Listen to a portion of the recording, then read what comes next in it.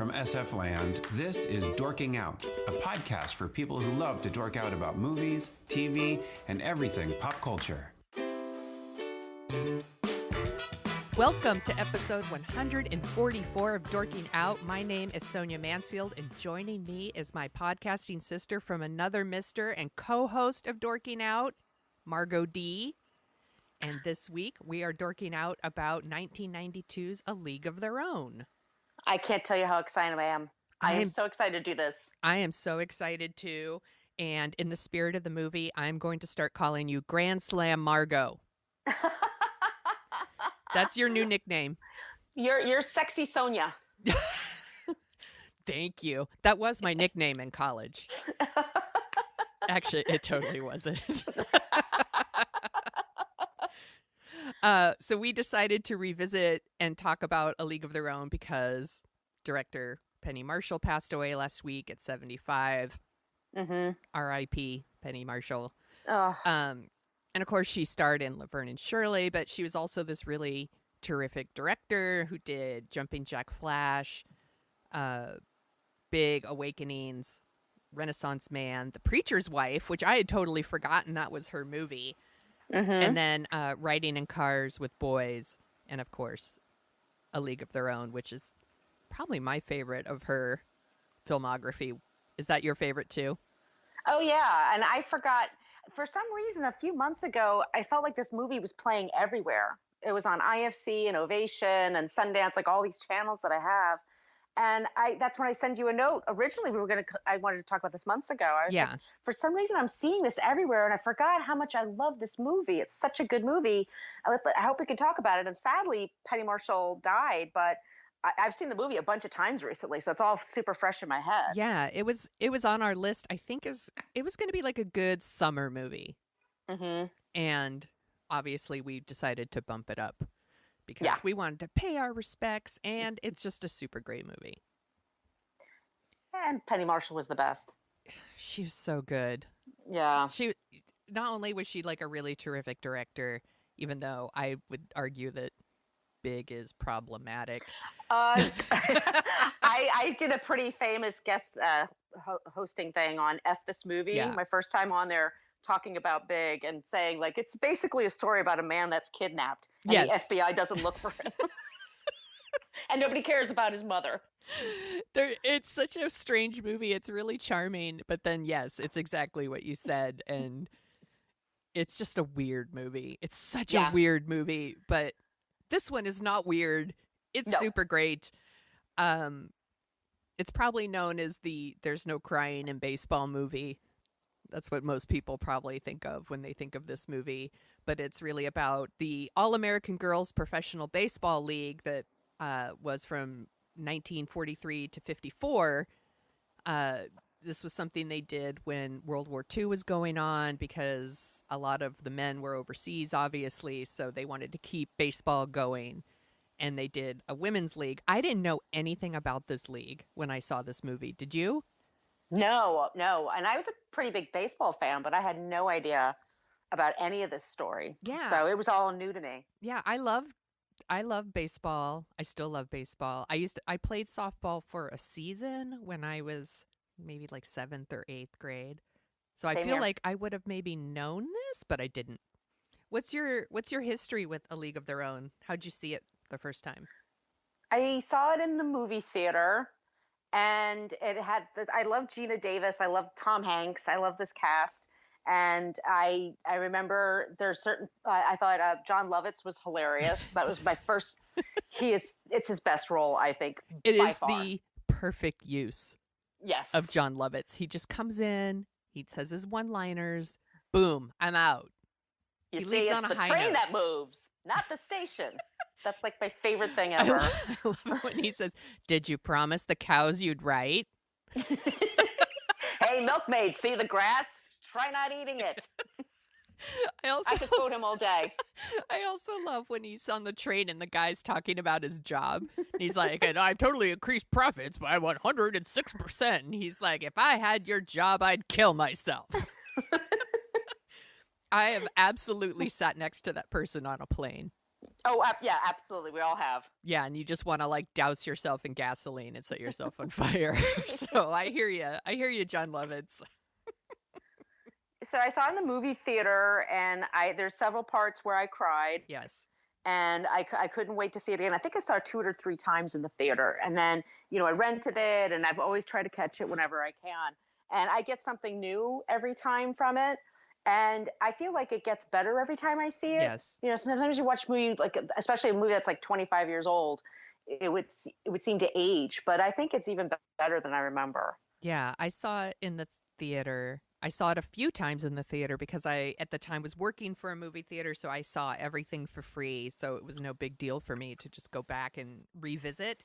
So I saw it a few times, but I hadn't seen it in several years, and it's still, like, it just hits me right in the heart, certain scenes, and I was kind of surprised at which scenes hit me more this time than last time, and I think the same thing. Like, I think there were things I appreciated more this time. Like the John Lovitz stuff, and I actually think this might be one of the better uses of Madonna in a movie, in that she's not in it that much. Yeah, all the way May. I mean, she doesn't have that. There's only one part I thought she's a little stiff, like when delivering the jokes. What if I fell and my breasts fall out? Like, spit out the joke, Madonna. Yeah.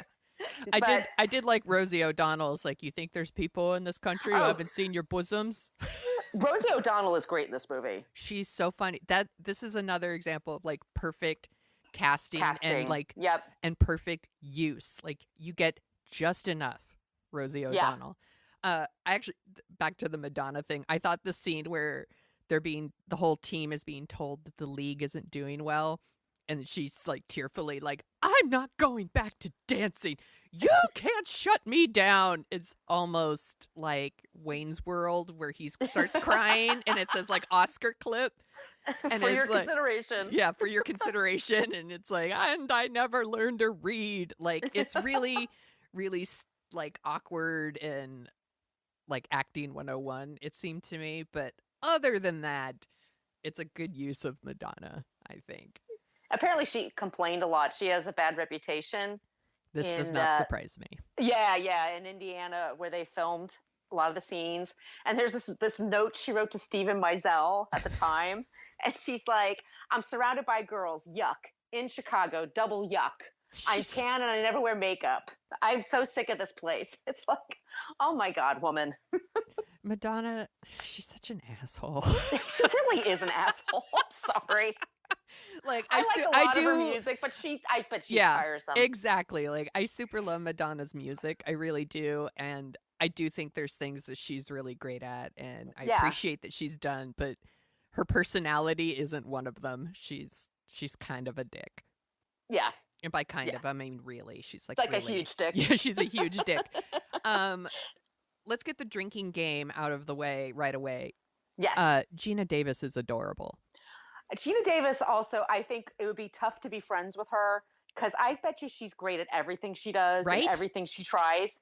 She supposedly has like 140 IQ. Yeah, she's a genius. She's a genius. She was on the Olympic archery team. Yes. And it was something she picked up in her 40s. Yeah. Like, she started doing it like 2 years before. Like, yeah. She's probably the worst, right? You would like. Yeah. It's like never gains weight. Yeah. Like always has perfect skin. Always, can get a guy. Like I'm sure as a friend, it would be so intimidating to be friends with her. Yeah. And I'm sure she'd be lovely and delightful, by the way. Yeah. And that's why that's why you'd hate her more. Yeah, exactly. She always says the right thing. She always shows up to the party just in time and leaves at the right time and brings the perfect dish that everyone loves, and every outfit looks good on her. Oh, fuck you, Geena Davis. Yes, legs for days, perfect hair.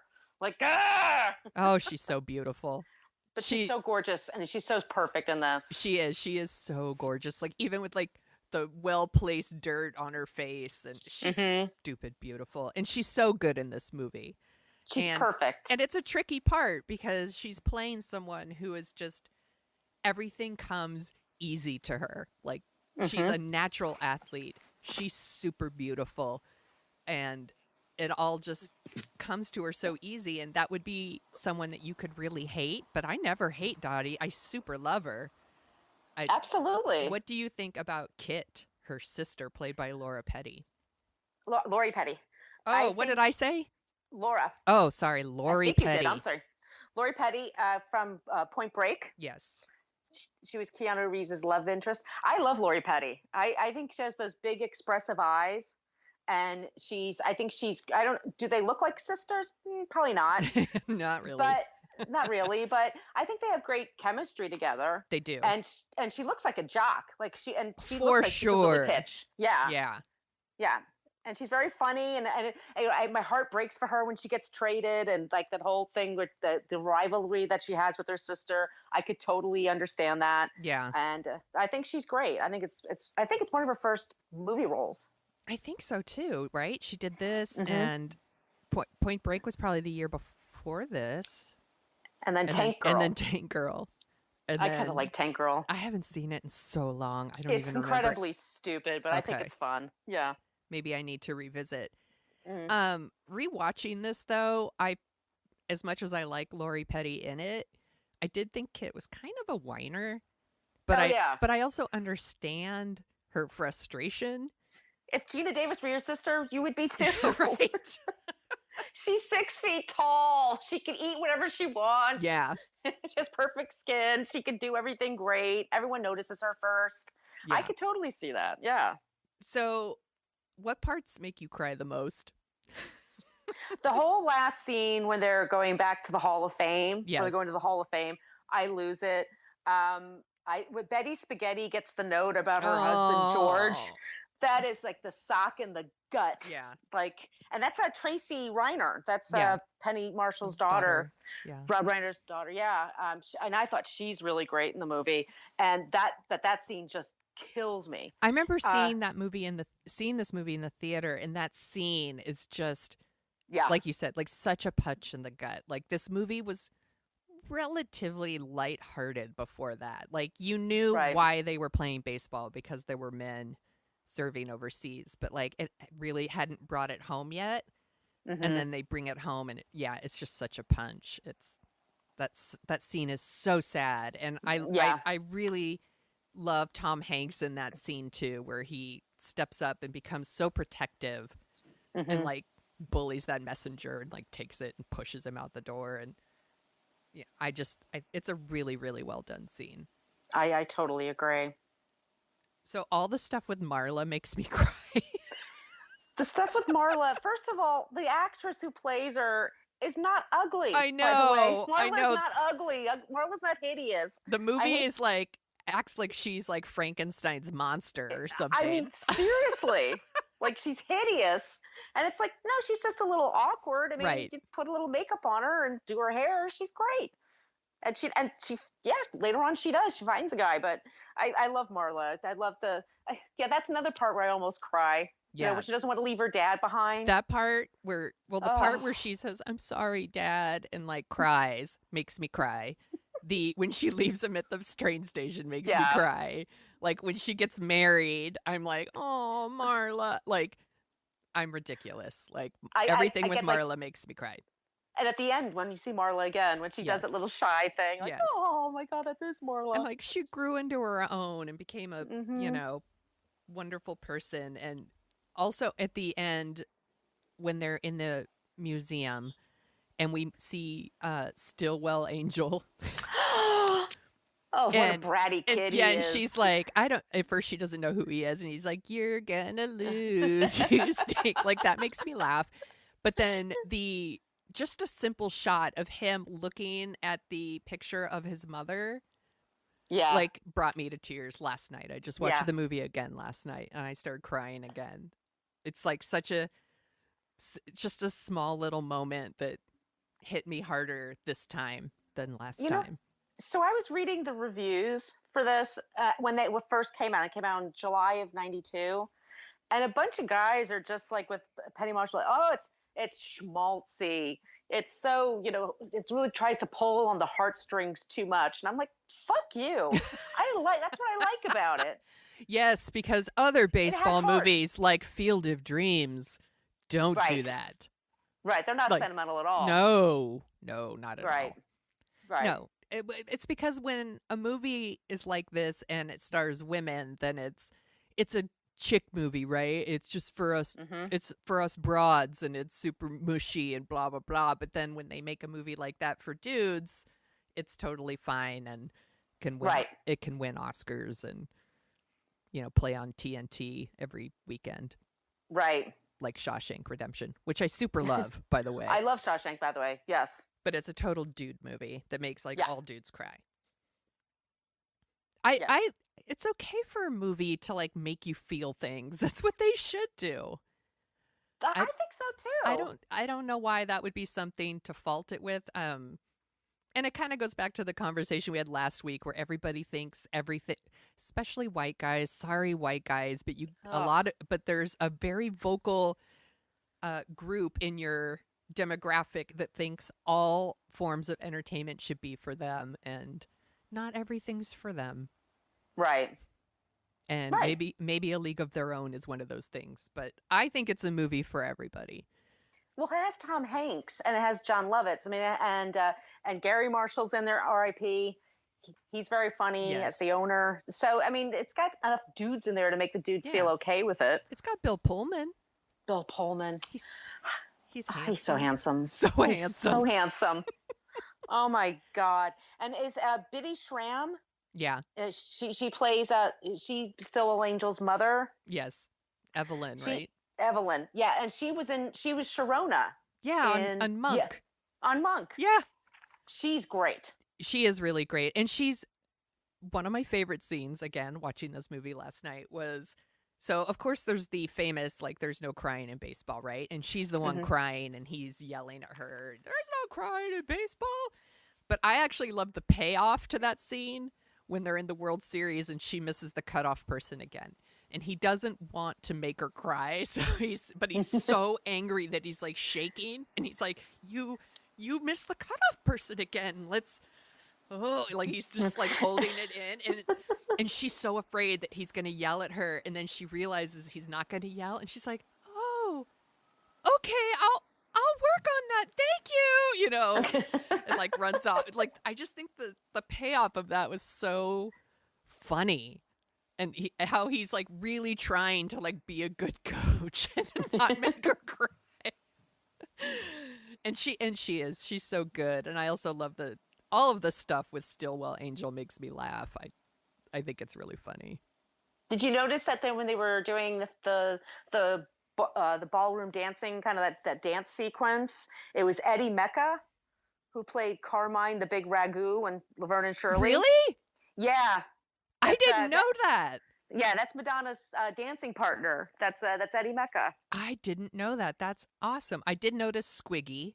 Yes. As one of the baseball announcers. No Lenny, unfortunately. Unfortunately, no, but David Landers is a really big baseball geek in real life. So like he was psyched to do it. Yeah. I'm a big baseball geek too, so I'm just so surprised I'd never heard of this. Also, this movie has David Stratham. Is that how you pronounce his name? Stratham? Yes. Stratham? Yes. And Strathern. And he's one of those people that we could put on our list of underappreciated actors. He's one of those people that when they show up, you're like, oh, cool. At least he's in this. Yeah. He's always terrific. And he always seems like he's like the smartest guy in the room. Doesn't he? Yeah, he does.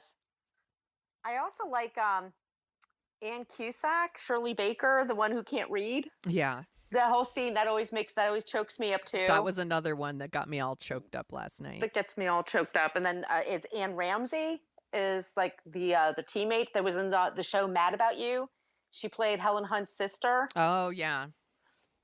It's such a good cast. And one of the things that I think is so awesome about this movie is any of these characters could have been the movie. Mm-hmm. Right? Like, so the movie's Geena Davis and Lori Petty, really. But and Tom Hanks, I guess. But it could have been Marla's movie. It could have been Evelyn's movie. It could have been Stillwell Angel's movie. It could have been Betty Spaghetti's movie. Like, any of these characters could have been the star of this movie. I think, and it would have been a really interesting, good movie. Even the woman who was like what was she, a former Miss Georgia? Oh, she's great too. And she's so terrific. Yeah, she's adorable. Yeah. Everybody drink. Yeah. She's adorable. Any of these characters could have been the star of the movie. I think that's an awesome movie when you have so many well-rounded characters that any of them could have taken over at any point, and I would have been fine with that. I was seeing in the trivia, there's that one scene where that girl has that huge bruise on her leg. Doesn't it look painful? So gross. Looks so awful. She had it for a year. Yeah. They really had to play, by the way. Like Penny Marshall made them all.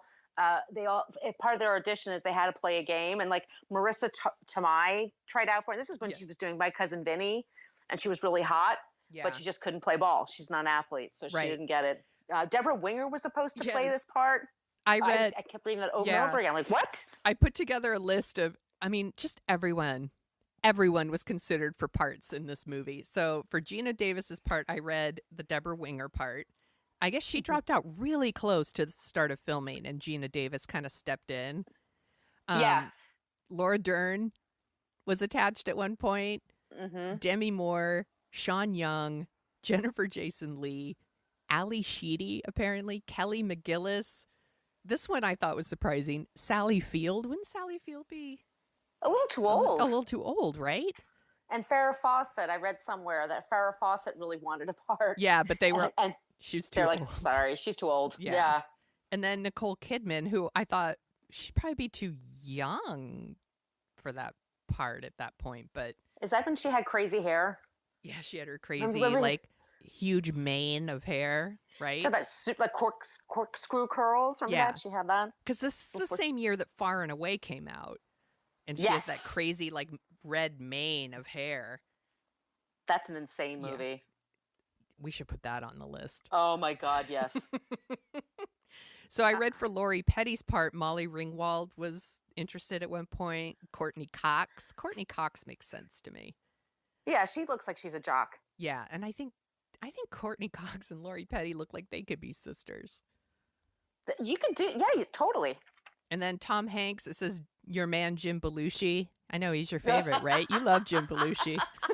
Who died and made this guy famous? I still think that's like the funniest joke ever. And then I also read of Michael J. Fox. I guess, Jimmy Dugan, I guess, he seems a little young, though, doesn't he, for the part? Yeah. Or am I wrong? Yeah, I thought so, too. But they also say that he's not too old to play baseball. He's just a drunk, right? Right. And then for Madonna's part, I read Barbara Hershey was considered and Michelle Pfeiffer. No. And that, I'm like, that part's too small for Michelle Pfeiffer. Yeah. It's just the right size for Madonna. Like, for Madonna, this is a big step up. Right. And then for Rosie O'Donnell, I guess at one point there was talk of Angelica Houston and Isabella Rossellini. What? But the idea was, apparently, that Rosie O'Donnell's part was originally like a sex pot, like May. They were two sex pots. And that's why they were best friends. Yeah, and then they rewrote the part for Rosie O'Donnell. I read somewhere Tom Hanks had to gain 30 pounds. Yes. And so Penny Marshall told him to eat as much as he could whenever he could. And then she said to Rosie O'Donnell, try to eat as little as possible. It was so awful. I know. But those uniforms don't hide anything. No, they don't. I don't know. They're not flattering. No, they're first of all, they're wool. Yes. So it's so hot, which is ridiculous because you only play baseball like in the spring and summer. So you're going to be so hot. And then, the skirts are like above the knee. And, I think Geena Davis says, like, I have to squat in that thing. Yeah. Like, it's not a very functional baseball uniform at all. But she looks great in it. I mean, they all do. Oh my God, it's ridiculous. Actually, I want to get that. That's a great. I told you I saw someone wearing that uniform on Halloween, and I was like, I'm so stupid. Why don't I have one of those? You need another costume?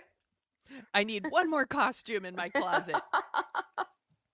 Do you think that Rosie O'Donnell's character is in love with with May, Of course she is. right? Yeah. Are they barely even hiding it? I feel like there's a lot of code that they're kind of like telling us, like, Doris definitely has a crush on May. Right. Right. I mean, she's not into the dudes. Right. And she has that one boyfriend she breaks up with. It's a good scene too, by Yeah, the way. I love like that scene. when she rips up his photo and sends it out the window.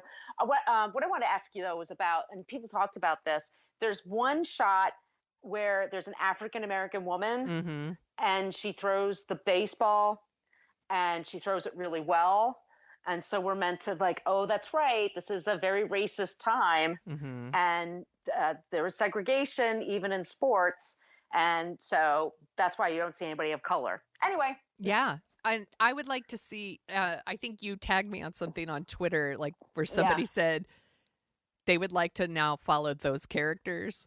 Yeah. In their As own a movie. sequel. Yeah. And I was like, I would watch the shit out of that movie. It would be a really great movie. And there should be that movie. And there should be one about the Negro League in general.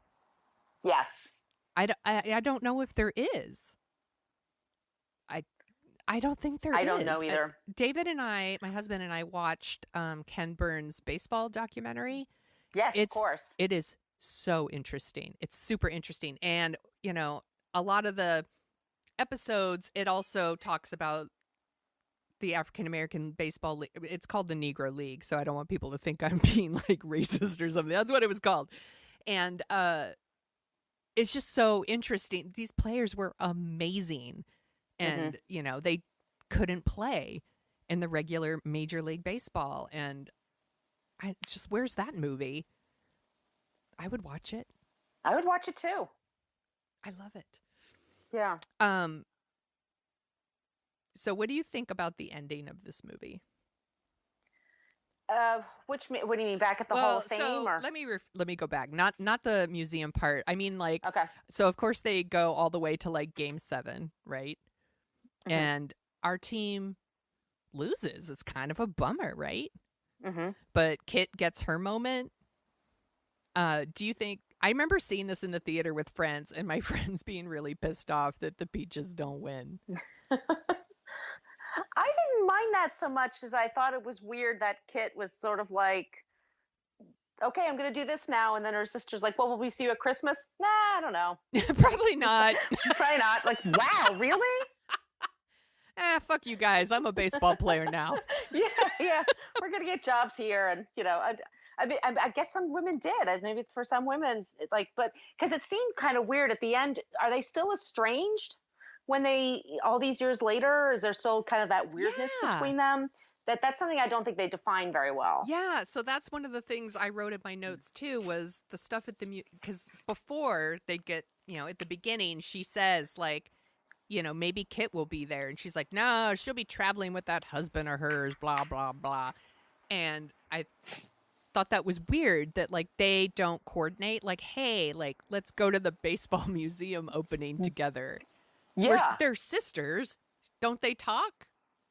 That's what I was wondering. That's one thing I don't think they wrap up very well. Like, because I would have been more satisfied if I found out they did roommate. They became close after this. Yeah, it was something that they had some to bond over, that they were both good at, and that existed for a short period of time. I'm like, are they still kind of like having this rivalry all these years later, and why? Yeah. It felt like it was just missing like maybe just a little extra scene or a couple lines of dialogue to just really hit it home for us. And actually, speaking of missing scenes, so we have that really hard scene where they deliver the message to Betty Spaghetti that her husband has been killed. And then the next scene, Geena Davis is crying. And then boom, her husband's back. Right. That felt really sudden. Don't you think? It's incredible timing. Is it not? Good timing, buddy. She a couple hours ago she thought maybe you were dead, but now you're back. Yay! It just seems like there's a scene missing there. Something to just like give it a little room to breathe or something. Yeah, I guess. I don't know. Yeah. Also, wouldn't he write and say I'm coming home? Wouldn't you get a telegram or something? Right? They don't just show up. I mean, they have to go through a whole process before they ship you home. I guess I shouldn't look to realism for this, but no. But yeah, I always feel the same way. Like, oh, it's very convenient. He just manages to magically show up Right. at the town that they're in that day. Mm-hmm. Yeah. Yeah. Well, he's a super soldier, obviously. Also, one of the things I loved about the Game 7 is, so Geena Davis hasn't played in any of the other games in the World Series and then shows up and plays in Game 7. It's like, well, your team actually, they won 3 of the games without you. Yeah. You know, I mean, I guess it's nice to have another player. And of course, Dottie's really good, but I couldn't help but think, you're showing up unannounced and capitalizing on their Game 7. But that's okay. Yeah, look, she's the star of the movie. Totally. We have to see her in the last game. She's got to be there for the whole thing. I love the 2 actresses. They got to play them as older They versions of totally themselves. look like them. They really do. They just use their voices. Right. Lori Petty's voice and Geena Davis's voice is over it, but they totally look like the women. The casting of the older women was really, really good. And then Yeah. I did read that over the credits, the team you see playing, that's some of the real women, which is cool. Which that totally teared me up the first time I saw that too. I got verklempt. Apparently there's some documentary about the all-girls baseball league, and I'm going to find it and watch it because I love documentary. That's how Penny Marshall found it. She saw like a documentary on PBS and thought, this would make a great story. This would make a great movie. Penny Marshall is super smart, or was super smart. She was the first woman that woman director to have a movie that made over $100 million. Isn't that insane? Which is insane to me. And then her last movie was Riding in Cars with Boys. Yes. And it didn't do that well, so she had a hard time getting another project. And it's like, wow, some people like Guy Ritchie. That's exactly who he's or M. Night Shyamalan, and like they'll have failure after failure, and nobody thinks twice about it. Guy Ritchie is my like go-to for that example. It's so funny that you said that. I'm like, fucking Guy Ritchie. Like, because I saw Who Was Married to Madonna. Yeah, Who Was Married to Madonna. He made that awful King Arthur movie. Yeah. It made no money and everyone fucking hated it because it's trash. And then he's directing that live action Aladdin. Yeah. Which I haven't seen anything from it. I just saw like an Entertainment Weekly cover and I was like, that looks terrible. With Will Smith as the genie. Terrible. Oh my God. You know what? Another movie that's out too, that's Welcome to Marwin or something with Steve Carell. Oh. God, that looks terrible. Oh my God. I saw a preview for that and it looks so bad. It looks terrible. I haven't read any reviews yet. Is it getting bad reviews? Because it looks terrible reviews. Because you know, like something like that released at Christmas time. Yeah, it's one of those prestige movies. Right. Like you want to get Oscar, rumblings going on. So you would have reviews coming out like 2 or 3 weeks in advance. When you didn't hear anything like on the Wednesday before it opened, I was like, it's not gonna be very good. But that's the director of Forrest Gump. Who am I thinking of? Robert Zemeckis. Yeah. He keeps working. There's another great example. That dude has, although he's made some really great movies, he's made a lot of really bad ones. So the idea that Penny Marshall could make one movie, which by the way isn't a bad movie, just didn't make money, is put in some sort of director jail. Exactly. Is bullshit. It's total bullshit. I hate that and then shit. You wonder how many women, are discouraged because of that, Yeah. Where's Catherine Bigelow's movies? There should be like a Catherine Bigelow movie every year. Yes. Right? Yeah. I'm like, she made Point Break, you guys. Yeah, she should get a free fucking ride for the rest of her career off of Point Break alone. Yeah, they were talking about the new, oh, God damn it, James Bond. They're talking about who's going to direct the new James Bond movie. Like, Catherine Bigelow. Boom. Yeah. And cast a woman. That'd be great. Or Idris Elba. Oh, he's so hunky. I'm fanning myself right now. I know. Oh.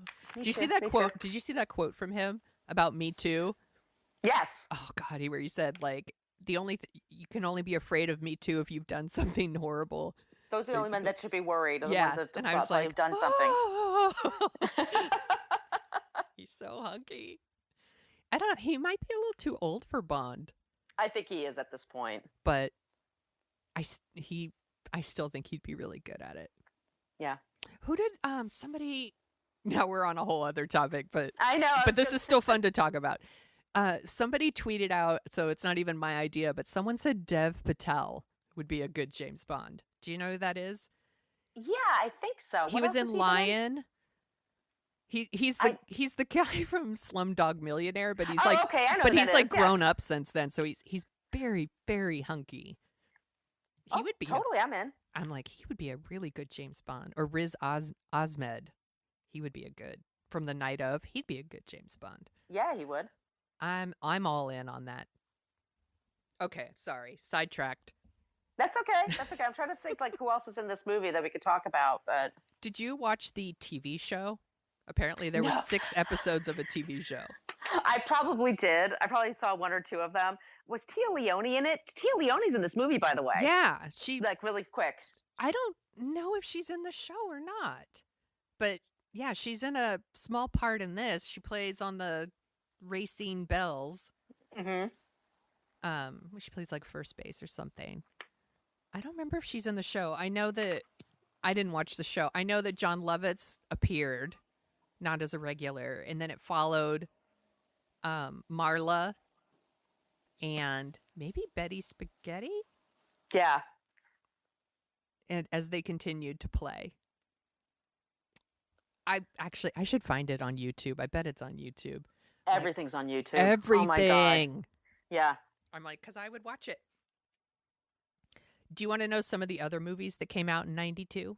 I made a Yes, list. please. Okay. Please. So speaking of Aladdin, Okay.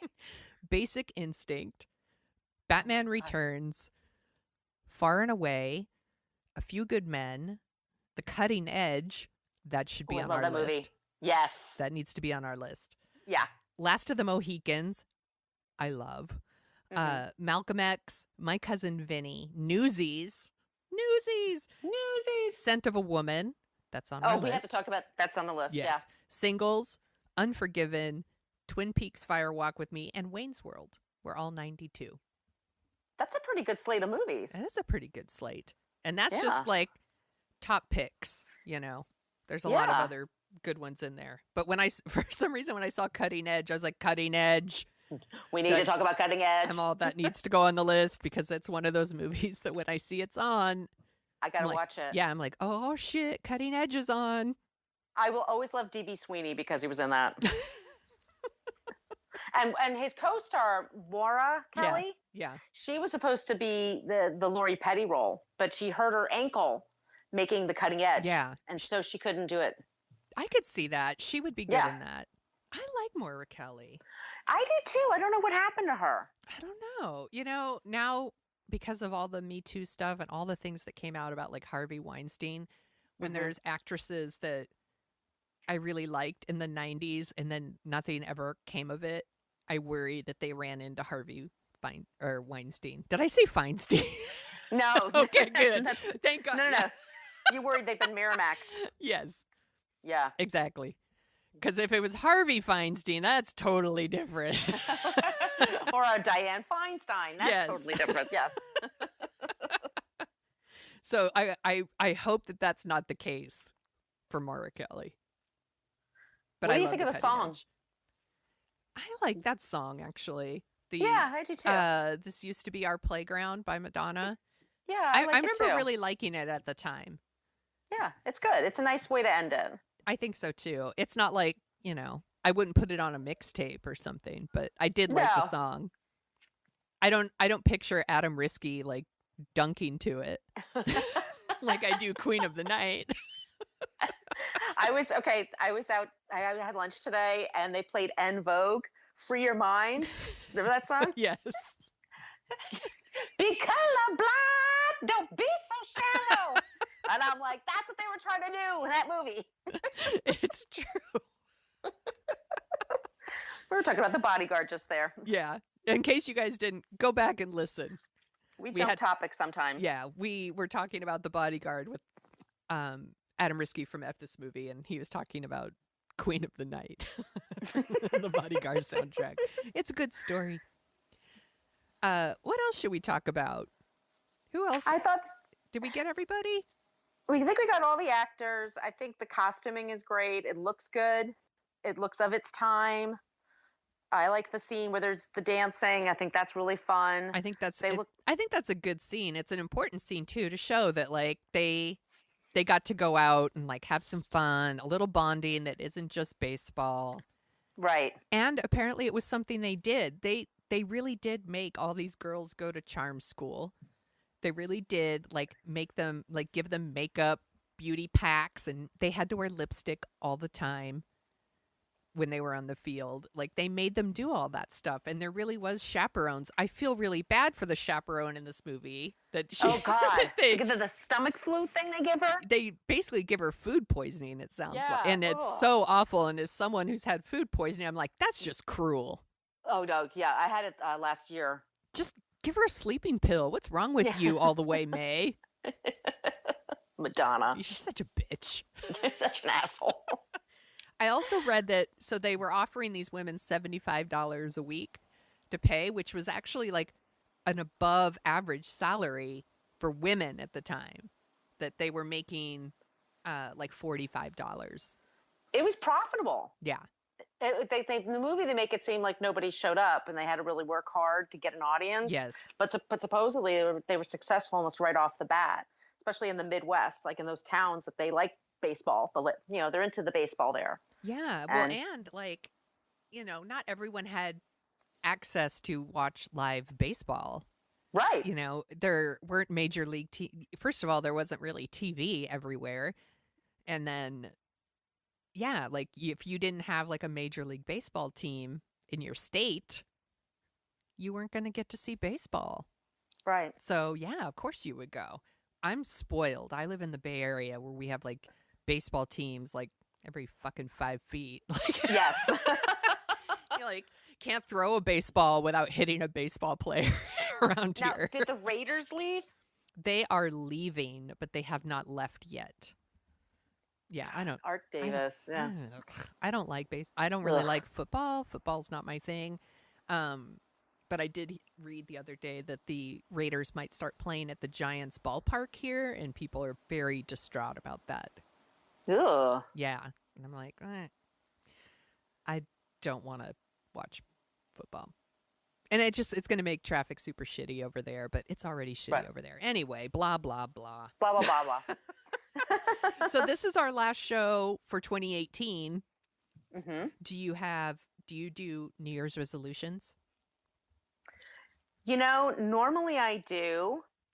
But this year last year was kind of a tough one for me, and you know me personally. Yes. So this year I'm just like open to just wonderfulness. I'm just going to be I'm just leaving my heart open to just wonderful things happening in 2019. And I can't wait to do this show with you. We have so many movies I am on our list. So excited for our I am so 2019 list. I'm really excited for where the show is going. Yep. I think it's going in like the right direction, and we're talking about the things that are super fun to talk about and super interesting. I love revisiting all these old movies. They're not old. Let me rephrase that. I mean, not as recent movies with you. It's been super, super fun. I can't wait. Yeah. It's just going to get even more fun, you guys. Trust me. Yeah. You're going to love what we're going to be talking about in the future. Yeah, we've got a really great list. I'm excited. Do you want to tell people where they can find you? The best place to find me on social media is on Twitter. And on Instagram, it's Brooklyn Fit Chick. I mean, I have a Facebook page, but I don't really check it very much. And I have a blog, brooklynfitchick.com. And my other shows are Not Fade Away Podcast, the Fit Bottom Girls Podcast, the Best Neighbors Podcast, and Book versus Movie. Your Not Fade Away episode is so great. Oh, thank you. Dorothy Carvello. Yeah, it is so good, you guys. You should download it right now. You should subscribe, and you should listen to that one. It's really, really good. I like that one a lot. Yeah, that's my music podcast, and I have some really good episodes coming up early in January. So, yeah, definitely subscribe. Not Fade Away Podcast. Yes, it is excellent. And you can find Dorking Out at dorkingoutshow.com, and on Twitter at Dorking Out Show, and on Facebook at Dorking Out Show. And you can find me on Twitter at The Sonia Show. That's Sonia with an I. And I also have a blog called thesoniashow.com. And my New Year's resolution is I'm going to write more, which is what I say every year. And I'm usually much better about it. And this year I kind of decided Dorking Out needed a little bit more of my attention and love. So I think in the new year I can do both. So that's one of my New Year's resolutions, more writing, but also more podcasting and more movies. Yay! Yay! I love it. And this was super fun, as always. This was so much fun. I wish you and I could just go out to a field and like swing a ball. It would swing to the fences. I think that'd be so much fun. Go out and play a game of catch. Yeah. Well, thanks for talking about A League of Their Own with me, Grand Slam. Sexy Sonia. And goodbye.